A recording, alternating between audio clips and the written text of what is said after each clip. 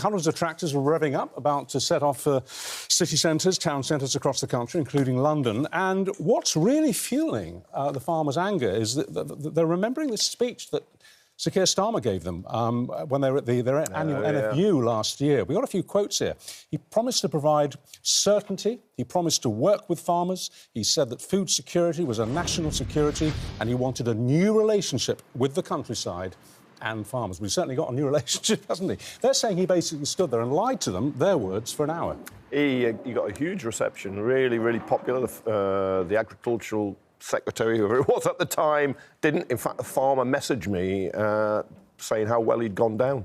Really? Mm-hmm. Well, we heard Richard Gaisford is on a farm in Berkshire this morning with a farmer who said this change in inheritance tax effectively means they don't trust him, that he lied to them for an hour. We have looked for a clip of him speaking last year at this National Farmers Union conference.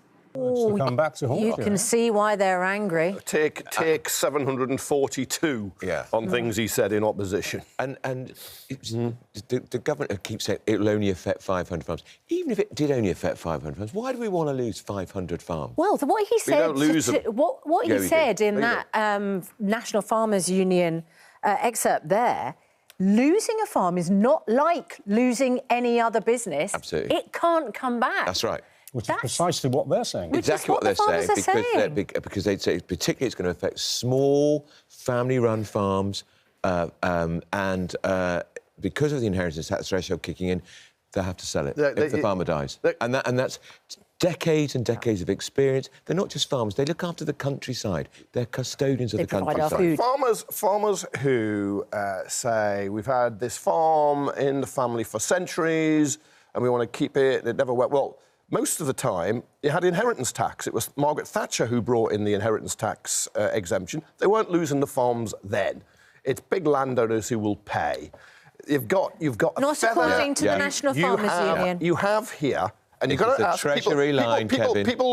people watching who have their own other businesses, or they have a big house or whatever, got to ask, why should farmers get what is effectively a feather-bedded inheritance tax deal? Their allowance, their deal will be up to 3 times more than other people. Because they're running a farm. Then they will pay only half the rate. Only pay This is the Treasury line. This is the Treasury line. This is a factual position. It's a Treasury and then you will get up to 10 years to pay rather than a matter of months. No, these facts matter. You ignore it. Your owner has a huge estate and he's, like many others, has bought these estates to avoid tax. These businesses have been run by families for decades, sometimes much longer. All that experience, and it's going to be brought shuddering to a halt because of the inheritance tax being slapped on. And so Dad goes, they have to sell the farm. Pick up on your point, Kevin. If this, in fact, only takes us back to where we were before Thatcher introduced her changes, why didn't we see major protests then? Why didn't we see tractors invading town centres and city centres back then? Before then, because they just lived with it. As most farmers, the overwhelming majority... You mean it's the shock of the new? ...will just live with it. Yes. Now, look, farmers are very, very industrious. They work hard. They certainly do. They'll be putting their subsidised red diesel in their tractors to come to London today, but where you really want to help them is to stop supermarkets screwing them and Brexit, which you delivered on them. Here we go. Anything to avoid his mate Rachel Reid. There was outrageous tax rate that was not in the manifesto, another tax hike, not in the manifesto. All you could do is talk about Brexit now. It was going to be brilliant for Britain. Now you don't want to talk about it because it's been a hammer. Well, we're going to see the tractors taking to the roads in the 4 nations capitals in the next couple of hours. The public are with the farmers. Do you know what? So they seem to have made an enemy of the farmers, despite the fact that Keir Starmer won them over by saying that I'm on your side, and they feel that he lied. I'm not sure they voted for him, but nevertheless. Well, I think they did. A lot of Labour MPs in rural seats now. Traditional Tory voter. Look, here we go. So according to the Independent, on the back of him wooing rural Britain, Labour beat the Tories into second place for rural seats in the election this year, winning 114, which are now vulnerable again. Farmers are a small minority of rural areas. You've probably got more people working in the NHS in rural areas than you have people who are But what do you make of the disconnect between the speech we just saw a few bits of and some of the comments he's been making recently about farming before he was elected, and the reality of the relationship today? What do you make of that? Look, it's hugely embarrassing for him, and you can, I can understand He's a liar. I can understand people's anger over some of the things he said in opposition and then happens in government. R.I.P. Rookery Farms, cause of death, K. Starmer. Well, that's what the farmer's displaying on his sign today. Well, that's utter nonsense, because the inheritance tax change hasn't come in yet.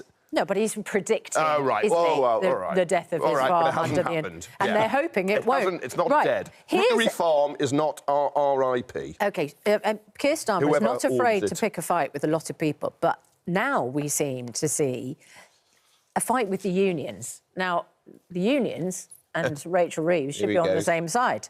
Unions have threatened Rachel Reeves with strikes over a proposed 2.8% pay rise for teachers, medics and civil servants. The Chancellor unveiled the plans on Tuesday night, last night, insisting the offer of 0.2% above projected inflation was all that could be afforded. And there is a huge backlash. They'd made a deal, hadn't they, with a number of NHS staff. That was for last year. That's right. This is the government's evidence to the peer review body. Yeah. They call them independent. I think they're semi-independent because the government appoints them. And that will also take evidence from the workers, and then it will come up with a recommendation. If it's 2.8%, that is only 0.2% above predicted inflation at that time. One of his central goals is raising living standards. So he says, Keir Starmer, Rachel Reeves, well, one of the ways you raise living standards is you earn more. So my sympathy is with the workers there. One of the unions talking about going on strike are nurses. Now, this government says it's going to get more people, but hospital waiting is going to be cut. They're going to create jobs for more nurses. If nurses going on strike, how does that do anything to cut NHS waiting lists? It's a disaster. If there's a repeat of the historic first Royal College of Nursing strikes under your lot, you won't get waiting lists down. There's no point. If you've just settled with junior doctors, which they did, and ended those strikes after the Conservatives didn't, if they recur, you just can't get waiting lists down. It just won't happen. Yeah. Let's stay with health. Not that long ago, a few weeks ago, we were all talking about this national epidemic of violence against women. A conversation which rumbles on. This morning, the headlines, front page of your paper, Andrew, women left in agony by medical misogyny. This is an MP's report, which basically says that doctors, in mostly frontline healthcare, are simply half blind to the agony that so many women go through with all sorts of conditions to do with their reproductive organs. And, you know, I was talking to a woman who suffers from very bad endometriosis. It really affects her life the other day. And she made a really good point. She said, you know, if it was men who suffered intense pain in their groin, which meant that they couldn't go to work, which meant they vomited in agony, which meant that they couldn't pursue their careers, we would have had action decades ago. But because it's women, it's sort of, oh, well, that's a women's thing. They have to suffer. Yeah, and, of course, a lot of these women who are suffering this, the doctors, practitioners, are men. Are male. Exactly. And the managers of the hospitals are men. Are male. But you find there is an unconscious bias in health generally. I mean, like most drugs are tested on men, not women, and bodies can be different. You can respond differently. There's also some unconscious racism on how people are treated too, which is why you get different rates between different groups. It's got to be tackled. It's gone on too long. I think part of the problem is that obviously women uniquely experience menstruation and childbirth. And those conditions and associated conditions and, of course, other, as you mentioned, conditions like endometriosis.